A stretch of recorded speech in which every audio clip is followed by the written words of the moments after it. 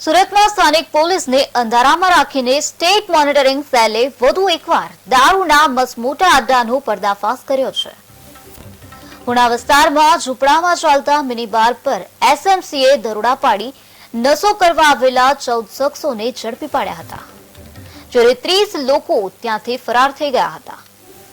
ત્યારે પોલીસે ઘટના સ્થળ પરથી ઇંગ્લિશ દારૂની 5600 થી વધુ બોટલ અને દેશી દારૂનો જથ્થો પણ ઝડપી પાડ્યો હતો. પુણાના ઔદ્યોગિક વિસ્તારમાં આટલા મોટા પ્રમાણમાં દારૂ પહોંચ્યા બાદ બે રોકટોક વેચાણ ચાલતું હોવાનું સામે આવતા સ્થાનિક પોલીસની કામગીરી સામે અનેક સવાલો ઉઠવા પામ્યા છે.